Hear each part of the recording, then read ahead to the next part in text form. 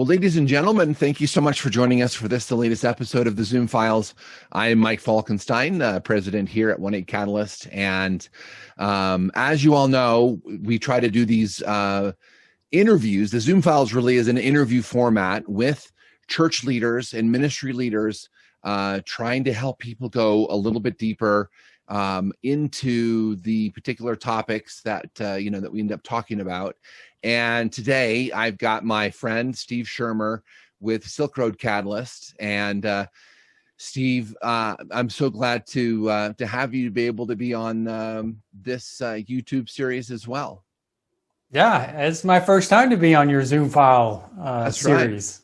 Right. That's right. And I think we've got the perfect thing to talk about today. And so quickly give people a little bit about Silk Road Catalyst if they're not familiar with it. Tell us a little bit of what you guys are doing with that. Yeah, so I serve as president of Silk Road Catalyst. I've been a missionary for 21 years. Most of that time I was serving in and around the Chinese community here in the U.S., as well as living in China. And then since 2013, when Silk Road Catalyst was started, we're now engaged in 6 countries, working, have a staff in all those countries. Well, one of those countries we have a partner, but the rest of them we have staff in there. And so we're working in places where the gospel is least present. Okay, great. That's great. And I know that you deal with a lot of church leaders, both internationally and here at home. And my hope today, Steve, is that we could really speak directly to, church leaders, elders, pastors, so forth and so on. My second book in this 6 Marks book series is specifically a resource for church leaders and elders. And I've got a deep heart for church ministry. And it seems, Steve, as I was doing the research for the book, as I've been doing this now for a long time as well, church leaders many times, I think actually they want to do missions. It's hard to pick up the Bible and not run into this idea of God wanting churches to send others to go proclaim the gospel to places, locally and around the world. So it's not like they can completely ignore it. It's there. It's so prevalent. But then the question becomes, okay, how does that work? How do you actually do that? And we see, I think you and I have talked in the past, we see that it's done somewhat unevenly, and some well, some, can we help you with that? Right. And so today I'd love for you just to talk to those leaders who go, we really want to do, missions and outreach, but we kind of are hodgepodging it a little bit. We kind of, I hear that a lot from people. It's like, yeah, technically you can say we're doing something, but it's not really all that something. And so if you had just 2 or 3 suggestions for those guys that say, hey, we really want to do this better, what would be your top suggestions on how, church leaders can really develop missions in a way that brings honor to the Lord and really does some cool things for the kingdom? Yeah, it's a great question, Mike. So I'm going to speak not as someone who's ever been a pastor or an elder in my life, because I never have been, but I am going to speak as a missionary who has had a lot of experience interacting with churches, having some personal experiences, both good and bad. And so how a missionary would feel through those interactions. So that's how I'm going to answer this question. Okay, great. So the first suggestion I would say for leaders, pastors, elders is you have to lead by example. It sounds a little cliche-ish, and we would all say, yeah, I get that. But the fact is, I think more often than not, I just find that there are, and I don't know if it's the majority or under 50% or anything like that, but there are quite a few pastors who talk about missions, but they actually don't do anything within the missions world. They just talk about it. Right. They don't go on mission trips. They don't lead their church on mission trips. They don't send missionaries, or even if they do send missionaries, they're not engaging with their missionaries, or or they talk about it once a year at a missions conference and then they ignore it the rest of the year. You can talk about it all you want, but the truth is, if you don't model it, live it out, show people how to do it, then it's not likely that the majority of your congregation is actually going to do anything. That's right. You may have one or two here and there that are just self-motivated somehow, but the truth is, the majority will not get engaged if you're not engaged. That's right. I think that's really good. The flip side of that I found over the years, Steve, is that as one who has a real heart for missions, we've attended churches where the pastors really are giving it lip service. And so my idea was, hey, from kind of the grassroots level, I'll kind of put this thing together and we'll show them, what a cool thing it can be for the church. And, what I found, unfortunately, is that, if this does not start from the top down, it doesn't travel the other way around very often, right? It's going to eventually get kind of squashed. So I would agree that, your top people really need to be on fire for. And as you were saying that, I was thinking, I know of a church where the pastor used to be engaged, and when he was engaged, the church was engaged. Right. And then over the years, he became unengaged, where it just became lip service. And now the church's missions program is really obsolete in a manner of speaking. Wow. I mean, other than giving finances to missionaries, you don't find many people within the congregation engaged anymore. And everyone within the church talks about it. Well, wow. It's not, the modeling of the leadership was you went from engagement to non-engagement, so the church followed suit. That's really good. So I think you told me initially you have 3 of these top suggestions. What's your next one? Because I'm really interested to know what else you have to say about this. So my next one ties into the first one, again, modeling, but it is caring for your missionaries. This is extremely critical. So as a missionary, I know exactly what it's like not to be cared for, and I know what it's like to be cared for by your home church.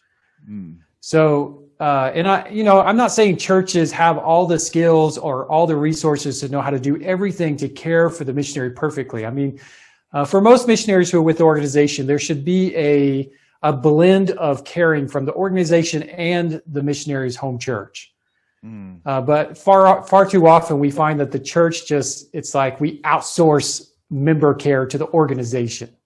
You guys know what you're doing, you do it, we'll just send the money or we'll just pray. The problem I find is if the churches are not engaged with the missionary, then when the missionary comes home, it's like the relationship struggles. And I have seen missionaries leave their home church over this. Right. We did, okay? It's really no secret for people who know me. We left a church because we didn't feel cared for. All right. So this whole time you're on the missions field and you're not feeling cared for, you come back, and obviously there's going to be some feelings of resentment maybe, or. Well, I think it was, we knew it was coming. But when you come home and you hear someone on the missions committee say, "Hey, where have you been the past few years?" Oh, right. And there was more to it than that. There was even more to that story, and it just kind of shook me. It's like, wait, what are we doing?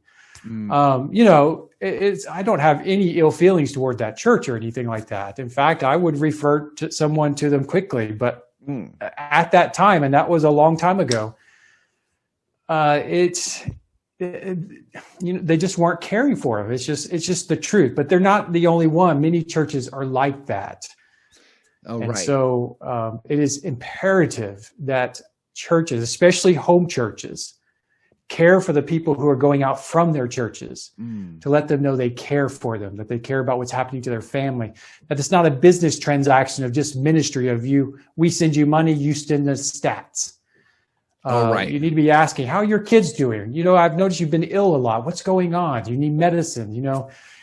Things like that. I know a church that will take their missionaries even if they're serving with other organizations, and will meet all the ones from their church in certain parts of the world every couple of years just to pour into them. Wow. And then they'll bring a whole team from the church just to invest into the missionaries. Wow. That's great. And now they do it probably the best I've ever heard and seen. And I'm not saying every church should do what they do, but just showing a little bit of concern and care about the people, not just the ministry, goes a long ways with missionaries. That's right. And that's right. And I was just thinking that, Steve, as you were talking, I was going to ask you, what specifically could churches be doing, but you've kind of answered that. But maybe the overall look at this, if there are church leaders that are really, listening, take it just a little. I mean, it doesn't take much, right? I mean, a call, an email, even how are you doing? How can we be praying? Every other year, we're going to come see you. I know the year that we spent in China, we had a church that supported us during that time.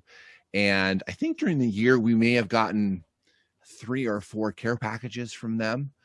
And, at that time we had really little kids. And so there was fun little things for them and, some little treats for us. And they had a Christmas gift sort of thing that, we could, I think it was up to $35. We could pick a gift for each family member. And, even still, my now 20-something-year-old kids talk about that church that, like, remember when they did that? It was really cool. And, it just really, it really speaks volumes. Absolutely. And none of that was exorbitant or all that, hard to do. And so you can see the difference there between ignoring them and just pouring a little time, effort, and energy into it. Right. So I like that one. Oh, definitely. My kids loved the packages we got. Yeah, that's right. So I think you've got your final encouragement for and suggestions for church leaders to kind of up their game, so to speak, in missions. What's your one that you have that's next for you? So there's a lot of talk about strategies and plans, and you want to hone in on a direction rather than just feel like you're throwing darts at a dartboard and hoping you hit the bullseye, with kind of a shotgun approach of missions. Well, I agree. We need to have strategy. I think having a focus and plans are good. Mm-hmm. But I also believe we need to be looking in-house before we look outside of our house. And what I mean by that is I keep coming across scenarios where churches are building these partnerships because it fits their plan with organizations, ministries, missionaries, pastors in foreign countries that they don't even know, that have never been part of the church, while overlooking people in their congregation who are called to go, which the church would affirm that they're called to go wherever it is they're going, but then have nothing to do with them. Oh, right. Which is kind of an odd paradigm, right? Those you're sending, you're ignoring, but then you've got these other people that you're bringing in that aren't even a part of your church. And okay, what's going on here? Yeah, absolutely. And I'm not saying you should never partner with someone who's not in your church. Right. But I think if you're partnering with them over and above your own people, then I think there's something wrong. I really do. I think God has brought the people into your congregations for a reason. And so when you're starting off in missions engagement and you're pursuing it, you really need to look as much in-house as possible. Yes, partnerships will come with people outside of the church. That's perfectly fine. My church has those, but they are also very intentional, looking in-house when they build new partnerships. When they're examining potential partnerships, they always seem to start in-house first before they look outside the house. That's really great. I appreciate that. And there's probably a nice study we could do on the book of Acts, right? Because I think that's sort of what we saw there. I know as the church was growing, they were sending people. And then even, those churches that the Apostle Paul planted, he really depended on those people to send him out to then plant other churches. They were a pretty important lifeline for him, I think. So, there's probably a good study to be done, but I can't agree with you anymore. That's definitely true. And because, Steve, at least for me, part of that would simply be that, as you're doing church, God is bringing people into that church, and it's kind of cool to see who God has brought, then who God is sending. And boy, I would sure think, if they're of your own quote unquote tribe or your own, church family, you're going to want to partner with them. And again, not that other partnerships aren't great, but I would think primarily you kind of want to go there first, right? Oh, I would assume I would want to go there first. But yeah, we have a church that partners with us, and they don't. It's a mostly older congregation.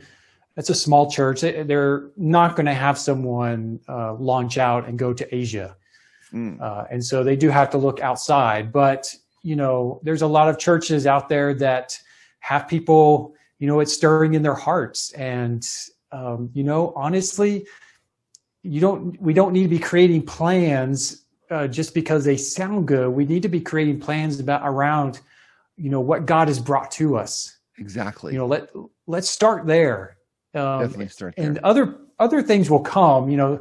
As other partnerships will develop as a result of that with people that have nothing to do with our churches, at least initially. That's right. And like you said, it's okay. But let's look in-house before we look outside the house. That's right. That's good. Boy, that kind of gets my mind going. And so maybe this other show that you and I do together, maybe we can examine this a little bit more. Yeah, it is a big topic. But, as you know, Steve, in my writing and in my ministry, I talk a lot about this church in Dallas called Watermark Community Church. And not only are they doing that well, but I would say one of the things I've just really appreciated about Watermark in particular is, if you have some ministry idea, of any kind, you can go to the leadership, and they'll say, okay, but you've got to lead it. We'll give you kind of what you need, maybe even a little starter kind of thing. And I just love that. Of course, part of it is I'm a big idea guy, right? So I love this idea that you could go to your congregation or you're the leadership of your church and go, man, God's given me a real heart for South Dallas, and I really want to do such and such, and we're already doing this, that, and the other. To then have your church come alongside you, even if it's just a little bit, even if it's just a verbal attaboy at first, that's a huge deal, isn't it? And churches are going to examine and see to make sure it's legit. Yeah, right. That's what the elders in your church should be doing. That's right. But they should be watching from the very. That's one thing our church does really well, in my opinion. When someone within the church says, "Hey, I'm sensing this call to missions," the missions pastor just wraps his arm around them, begins journeying with them, praying with them, figuring out, help them discern what it is, and discerning on his part whether it's real or not from kind of an elder perspective.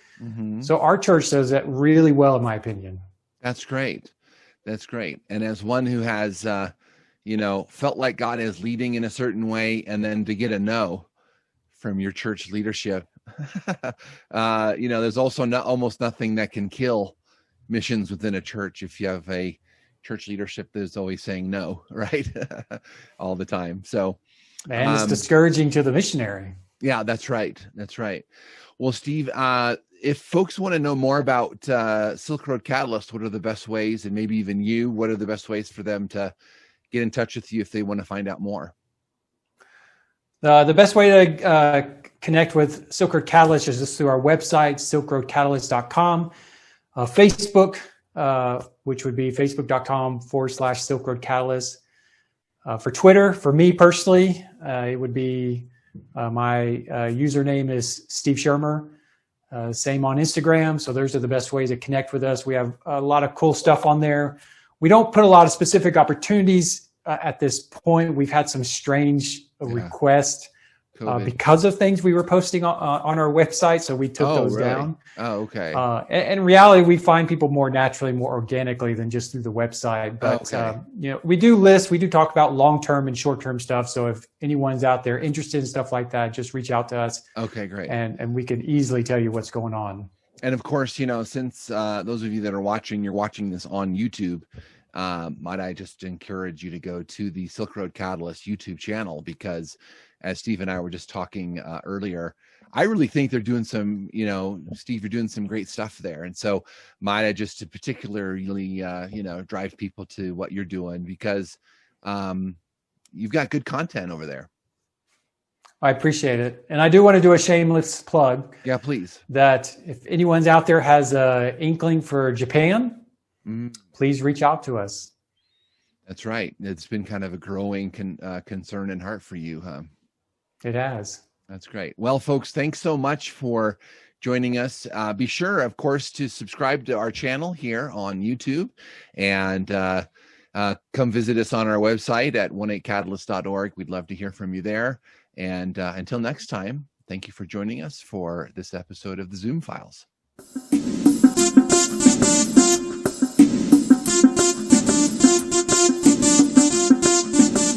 The Zoom Files.